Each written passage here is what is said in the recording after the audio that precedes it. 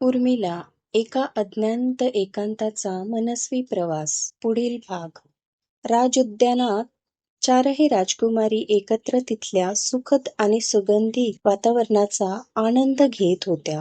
कित्येक दिवसानंतर पावसाने विश्रांती घेतल्याने चौघींना राजप्रसादाबाहेर पडणे शक्य झाले होते.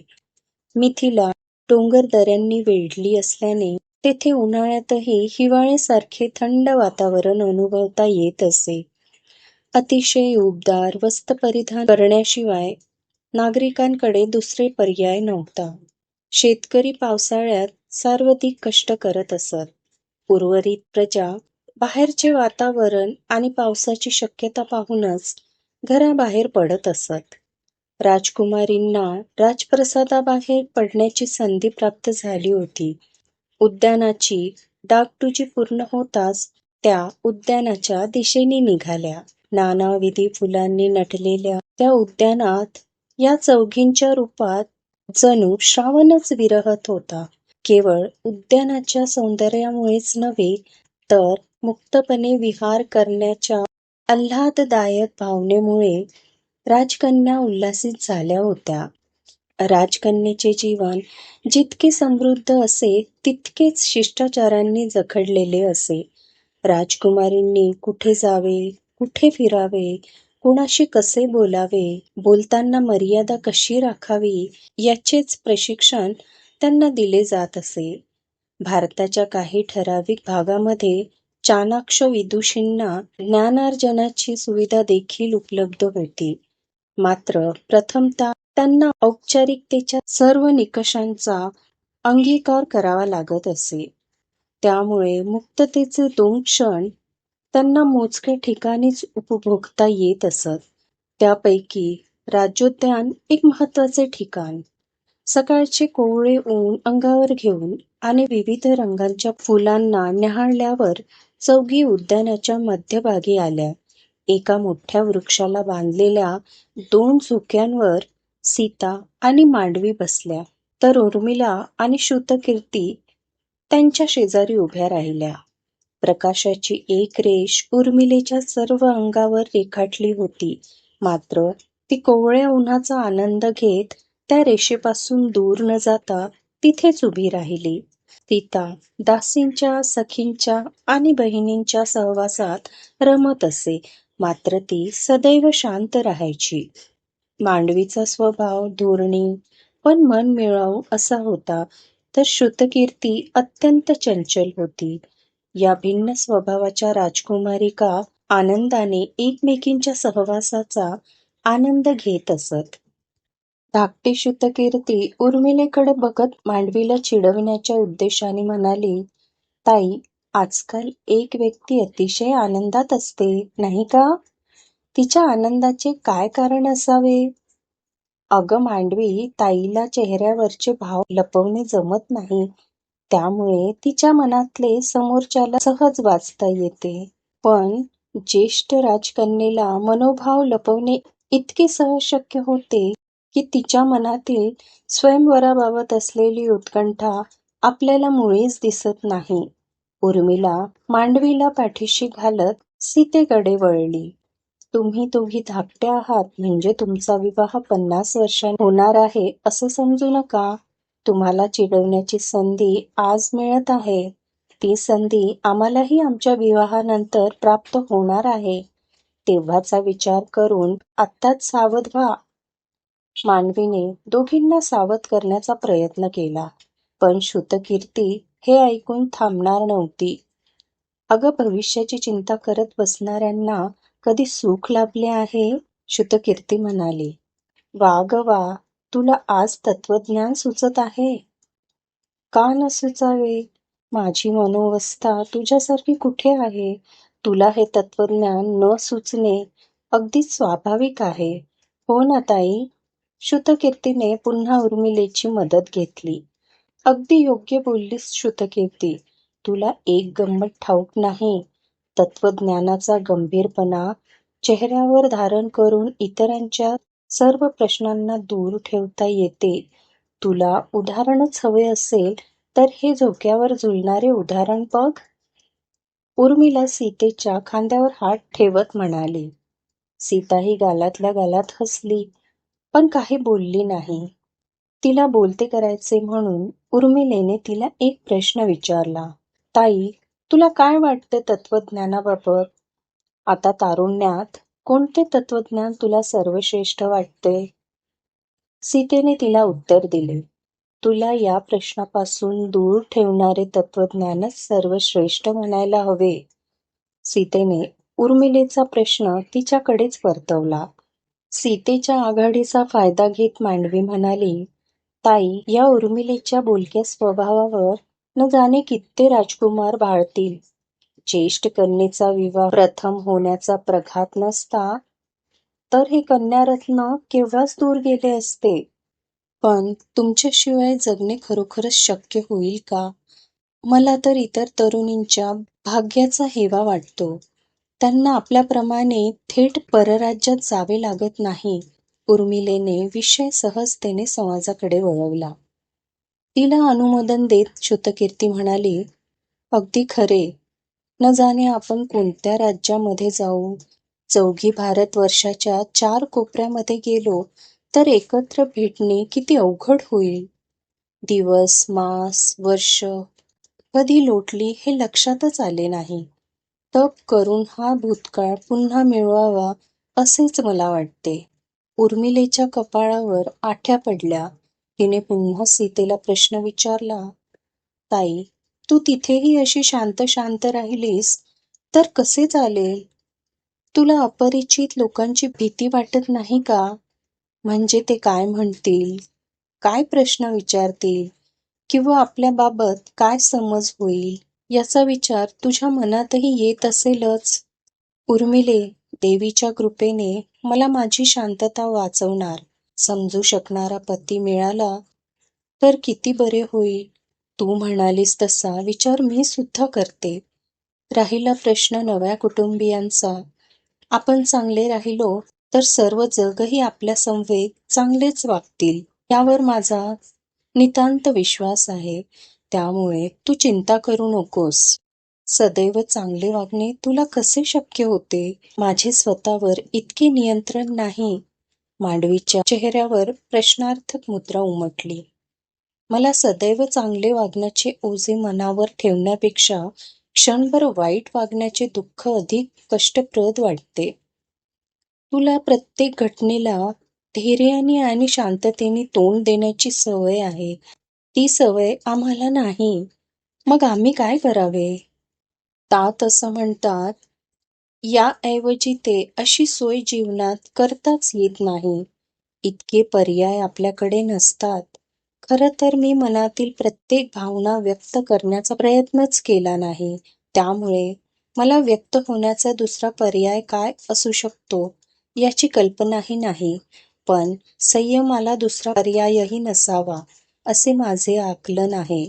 होय, संयम हा तर राजकुळाचा प्रथम धर्मच आहे.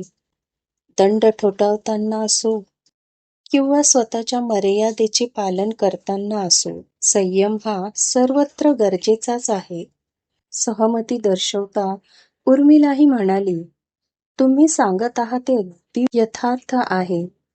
या संयमाच्या आणि त्यागाच्या बदल्यात आपल्याला अनेक ऐतिहासिक आणि अभूतपूर्व घटनांमध्ये सहभागी होता येते. हे काही थोडे आहे. अनेक स्वयंवरांनी इतिहास बदललेला आहे. तिघींनी स्मित केले. काही क्षण कुणीही बोलले नाही. चौघी विचारात गुंतल्या. चौघींच्या विचारांची शृंखला खंडित करत मांडवी म्हणाली, स्वयंवराच्या उल्लेखामुळे बरे आठवण झाली.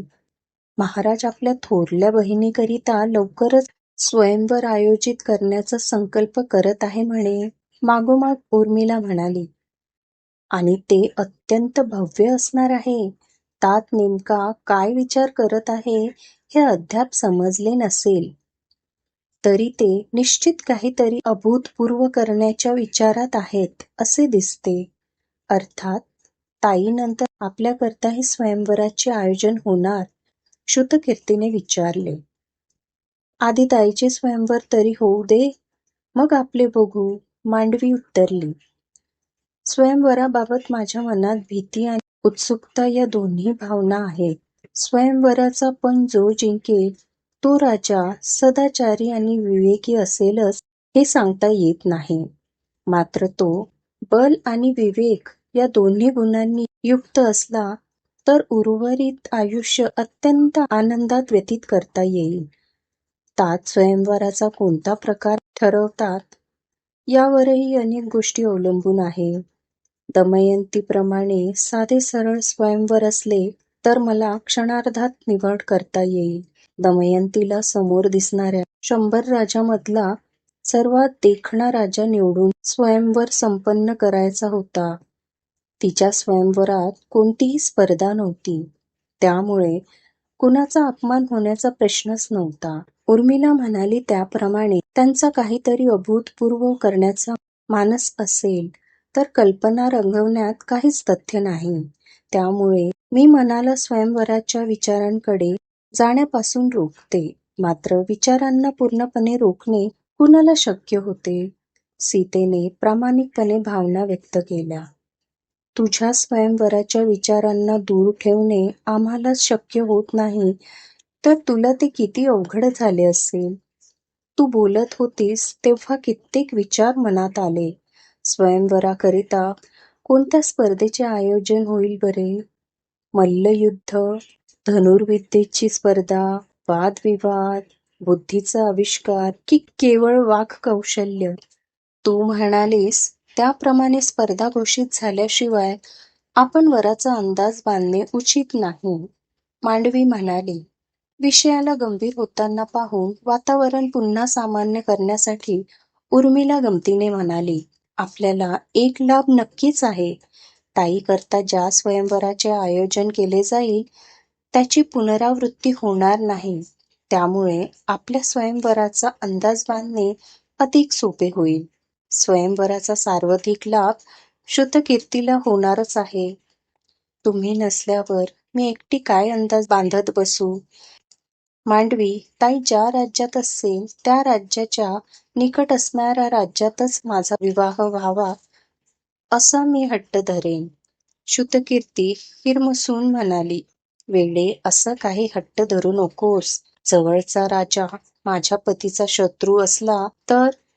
तात सांगतील तेच कर. मांडवीने श्रुतकीर्तीला समजाविले. मांडवीच्या वाक्यातील शत्रू शब्द ऐकून सीतेला स्वयंवराच्या एका विपरीत परिणामाची जाणीव झाली. ती तिच्या समोर असणाऱ्या वृक्षाकडे चिंताग्रस्त मुद्रेने बघत व श्रुतकीर्तीच्या मूळ विषयाकडे दुर्लक्ष करत म्हणाली, शत्रुत्व स्वयंवरामुळे विजयी राज्यासमवेत मैत्री करता येते, पण पराभूत झालेले अनेक राजे दुरावतात असे मी ऐकले आहे. तात कठोर स्पर्धेचा विचार करत असतील तर त्या स्पर्धेचे परिणामही तितकेच भीषण असतील. तुम्हाला काय वाटतं? ताई, स्पर्धेची घोषणा झाल्याशिवाय या गोष्टीबाबत चिंता करणे उचित ठरणार नाही. किंबहुना आपल्या चिंतनाचा निष्कर्ष आणि वस्तुस्थिती यामध्ये प्रचंड तफावत असण्याचीही शक्यता आहे. आपण स्पर्धेची शक्यता विचारात न घेता चिंतन केले तरी माझे एका राजाला निवडणे हे इतर सर्व राज्यांच्या अहंकाराला दुखावणारे ठरेल.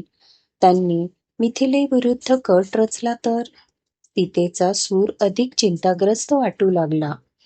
तिला समजावत उर्मिला म्हणाली, ताई, तात सर्व शत्रूंना शासन करण्यास सक्षम आहे. तेव्हा तू या नाहक चिंतेने अनावश्यक विचारांना मनात प्रवेश करू देऊ नको. जे घडणार आहे त्याला कोण रोखू शकेल? तुझेही खरे. सर्व कुशल मंगल हो हीच प्रार्थना करायला हवी. प्रार्थनेत तुझ्याहूनही अधिक कोण रममाण होतं? तुझी प्रार्थना देवी निश्चितच ऐकेल. मात्र मला अजून एक चिंता सतावत आहे. ती कोणती बरं? ती म्हणजे सीतेला तिच्या परकेपणाचा विषय काढणे योग्य वाटत नव्हते. मात्र आज मन मोकळे करावेच असा विचार करून ती म्हणाली, एखाद्या तेजस्वी कुळातल्या राजाला माझ्या जन्माचे सत्य ऐकून माझ्याबाबत तिरस्कार वाटला तर? मी शेतामध्ये सापडलेली कन्या आहे हे कळल्यावर कुणीही माझे खरे कुळ जाणून घेण्याचा प्रयत्न करेल व दुर्दैवाने ते आपल्यापैकी कुणालाही सांगता येणार नाही. सीतेचे वाक्य संपताच मांडवी झोक्यावरून उठली व तिच्याकडे बघत किंचित रागाने म्हणाली, तू आमची ज्येष्ठ बहीण आणि वैदेह देशाची राजकन्या आहेस. तू राजा जनकांची प्रिय कन्या आहेस व त्यांनी तुझ्यावर उत्तम संस्कार केले आहेत. यापेक्षा मोठ्या गौरवाची आणि अभिमानाची दुसरी गोष्ट असू शकत नाही. त्यामुळे हा असा विचार केलास तर आम्ही तिघी तुझ्यावर रागावू, एवढे लक्षात ठेव. तुझ्यावर रागवता आले नाही तर रुसून बसू, श्रुतकीर्ती ठामपणे म्हणाली. उर्मिला म्हणाली, ताई, हा असा परकेपणाचा विचार तू केव्हापासून करत आहेस? तुला नकळत काही जाणवले का? आम्ही चुकलो का? तू आमच्यापेक्षा अधिक ज्ञानवंत आणि संयमी आहेस. एका राजकन्येला शोभतील असे सर्व गुण तुझ्या अंगी आहे. अप्सरांना लाजवेल असे सौंदर्य तुला लाभले आहे. तुझे चारित्र्य पाहिल्यावरही जो तुझ्याबाबत नाहक शंका उपस्थित करेल तो तुझा पती होण्यास मुळीच योग्य नसेल. त्यामुळे अशा हीन विचारांच्या राजासह तुझे लग्न मुळीच होणार नाही. तुम्ही सोबत नसता तर जीवन कसे असते याचा विचारही मी करू शकत नाही. मला आयुष्यात मी एकदाही वेगळी आहे असे तुम्ही जाणवू दिले नाही. सीतेने स्मित केले. कारण तू वेगळी नाहीस. तुझा विचारच अयोग्य असल्याने आमची स्तुती आम्ही स्वीकारू शकत नाही. उर्मिला नाटकीपणे रागवली. उर्मिलेच्या गालावर हात ठेवत सीता म्हणाली, या प्रेमळ मुलीचा सहवास मला किती दिवस लाभेल बरं? आता हे नंदनवन सोडून अज्ञात नगरीत जावे लागणार. पण नेणारा वीर मोहित करत असेल तर काय हरकत आहे? मांडवी चेष्टेने म्हणाली. हो, तसे झाले तर आनंदच होईल. पण मी त्या बदलाचा विचार करत आहे. आयुष्य प्रत्येक टप्प्यावर काहीतरी देतं आणि दुसऱ्या हाताने काहीतरी हिरावून घेते. सीतेने दीर्घ श्वास सोडला. त्यानंतर काही कौटुंबिक विषयाबाबत चर्चा झाली. सीतेच्या स्वयंवराचा विषय अधूनमधून येतच होता. असे होणे स्वाभाविक होते, कारण प्रथमच त्या कन्या स्वयंवर प्रत्यक्ष पाहणार होत्या, अनुभवणारही होत्या. उर्वरित तिन्ही राजकन्या विवाहयोग्य वयात आल्या तरी तूर्त त्यांना सीतेच्या विवाहाबाबत अधिक उत्सुकता होती, कारण ज्येष्ठ कन्या या नात्याने सर्वप्रथम तिचाच विवाह होणार होता. तिच्या स्वयंवराबाबत वेगवेगळ्या कल्पना करत त्या राजप्रसादाकडे परतल्या. त्या चौघी एकाच नगरात राहत असल्या तरी त्या सदैव एकत्र राहत नसत. त्या चौघींमध्ये नकळत 2 जोड्या झाल्या होत्या. उर्मिला सीतेसह आणि श्रुतकीर्ती मांडवीसह अधिक काळ व्यतीत करत असत. श्रुतकीर्ती आणि मांडवीमध्ये रक्ताचे नाते होते. स्वभावही काहीसे समान होते. उर्मिला आणि सीता रक्ताने जोडल्या नसल्या तरी उर्मिलेला सीतेचा लळा लागला होता. विवाहापर्यंत उर्मिलेचे जीवन सीतेभोवतीच फिरत होते. तिच्या प्रत्येक निर्णयात तिच्या बहिणीचा, विशेषतः सीतेचा सहभाग असे. सीतेच्या प्रारब्धातच उर्मिलेचे प्रारब्धही समाविष्ट असल्याने बहुधा नियतीने स्वतःहूनच या दोघींच्या मनात एकमेकींबाबत अत्यंत स्नेहाची भावना पेरली असावी. तसे नसते तर क्रोध आणि द्वेषाच्या अग्नीमध्ये जळून उर्मिलेचा त्याग व्यर्थ ठरला असता. मात्र त्या परस्पर स्नेहामुळे भविष्यातही तिला सीतेचा राग आला नाही. उर्मिलेला मांडवी आणि श्रुतकीर्तीचा सहवास सीतेपेक्षा 12 वर्ष अधिक लाभला. मात्र तिच्या जीवनात सीतेचे स्थान कुणालाही प्राप्त करता आले नाही.